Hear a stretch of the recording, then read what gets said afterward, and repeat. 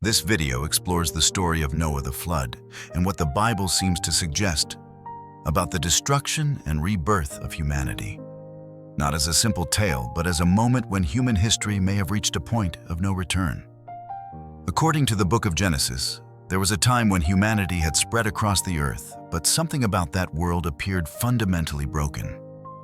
The text describes a society filled with violence, corruption, and intentions that seemed to drift further away from order with each generation. Whether this language is meant to be read literally or symbolically is never clarified. But the impression it leaves is unmistakable. A civilization no longer capable of sustaining itself. Into that world appears Noah, described not as flawless, but as different, someone who walked in alignment while everything around him moved in the opposite direction. That single distinction raises questions that the text never directly answers. What did it mean to be righteous in a world described as entirely corrupt? And how different would one person truly have to be to stand out against an entire civilization? The narrative then introduces the flood, not suddenly but deliberately, as if it were the inevitable outcome of long-term decay rather than an impulsive act. The waters are described as overwhelming, covering everything familiar, erasing cities, fields, and generations of memory. Whether this flood is understood as a global event, a regional catastrophe, or a theological metaphor, the story frames it as an ending, the closing of one chapter of humanity's existence. The ark becomes the focal point of survival, not merely as a vessel for animals, but as a contained world preserving life order and continuity, while everything else disappears beneath the waters. Inside the ark, time seems suspended. Outside, the old world dissolves completely. The text offers no detailed descriptions of panic resistance or escape, leaving the emotional weight to the imagination. What would it have been like to witness the slow realization that nothing familiar would remain and that survival itself had been reduced to a single structure floating in silence? When the waters finally recede, the story does not describe celebration or relief in vivid terms. Instead, it presents a quiet emergence into a transformed world, empty, reshaped, and unfamiliar. Humanity, once widespread and diverse, is now reduced to a single family. From that moment forward, every future generation would trace its existence back to these few survivors. The Bible introduces a covenant at this point, symbolized by the rainbow, suggesting a boundary had been set, a promise that this level of destruction would not be repeated. Yet even this promise raises further questions. If humanity was preserved, what exactly had changed and what lessons, if any, had truly been learned? The post-flood world does not appear to be a return to innocence. Almost immediately, complexity returns. Agriculture resumes family relationships, strain and moral failure reemerges within the very household that carried humanity through extinction. The narrative offers these moments without commentary, as if inviting the reader to notice a pattern rather than a solution. Noah, like the first man in Eden, steps into a new world, and like the first man, does not remain untouched by weakness. This repetition suggests that the environment may have changed, but human nature remained largely the same. If the flood was a reset, it was not a cure. It was a pause, a narrowing of the human story down to its most essential elements: survival, responsibility, and choice. The text does not claim that the world after the flood was better, only that it continued.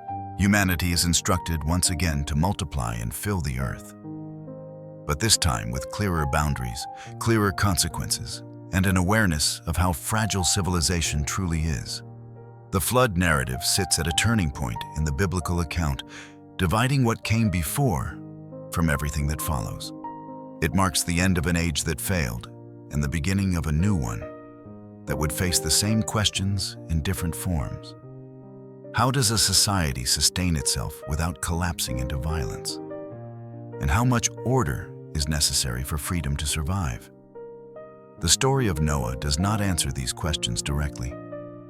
Instead, it leaves behind images, water covering mountains, a lone vessel drifting across an empty world, and a family standing at the threshold of history with no map for what comes next. From that moment forward, humanity would spread again, forming nations, cultures, and systems that still echo the choices made long ago. Whether the flood is remembered as history allegory or warning its placement in the biblical narrative suggests it was never meant to be forgotten.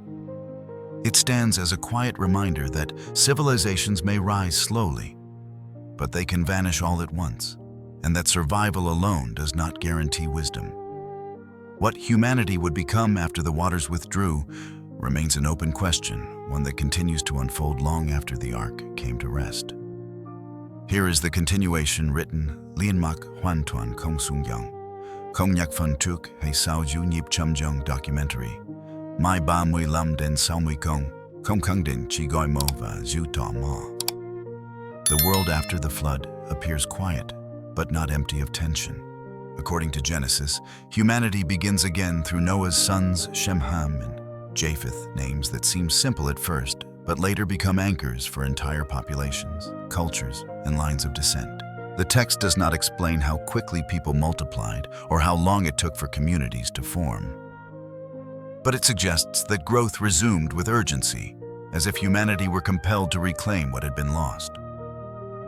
Families expanded, settlements emerged, and memory of the flood lingered like a distant echo, shaping how people understood survival and vulnerability. Yet even in this reborn world, unity did not last. The narrative introduces subtle fractures, moments that hint at deeper divisions forming beneath the surface.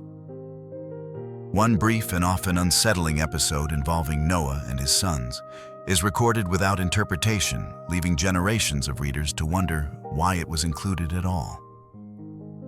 The text offers no moral explanation, no explicit judgment, only consequences that ripple outward through family lines. This silence invites interpretation rather than obedience, suggesting that the roots of division may have appeared much earlier than later stories openly describe. As humanity spread, people did not simply scatter randomly.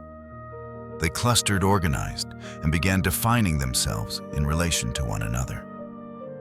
Language, identity, and territory slowly took shape. The Bible later traces nations back to these early lineages, implying that ethnicity, culture, and power structures were not accidents, but developments emerging from shared ancestry and collective memory. Yet the memory of the flood does not seem to produce humility or restraint. Instead, it appears to fade, replaced by confidence in human capability.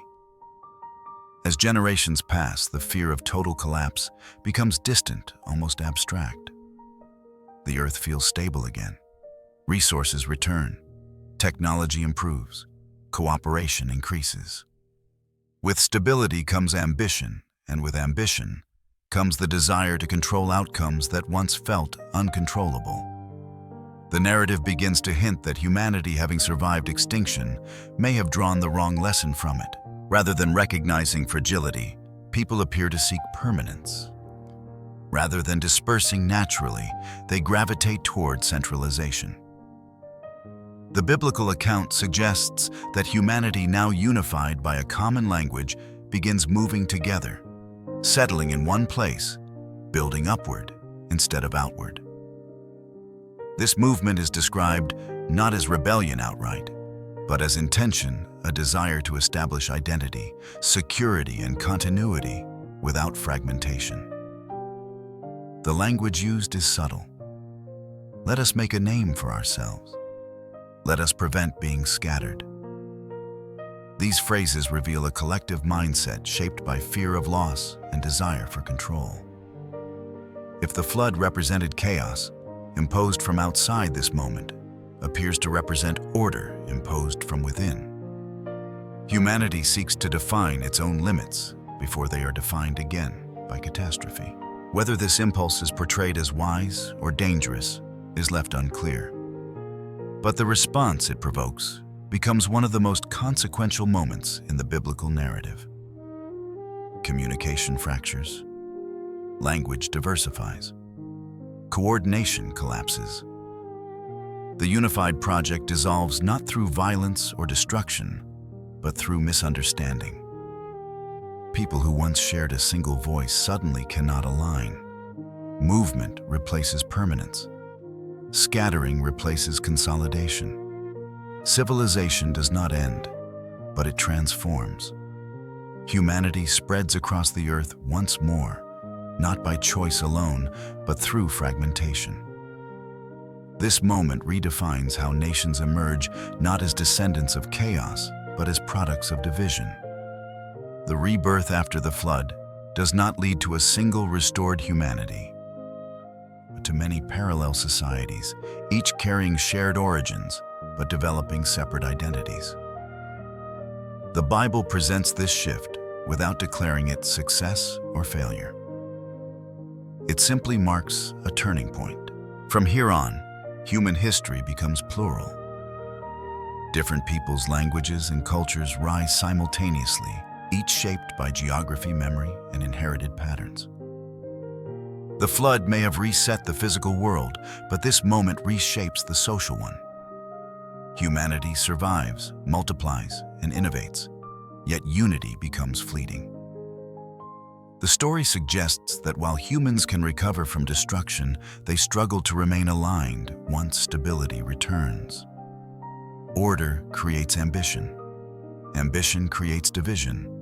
Division creates distance. And distance creates the world as it is known today. The rebirth of humanity after the flood then does not lead to resolution. It leads to complexity.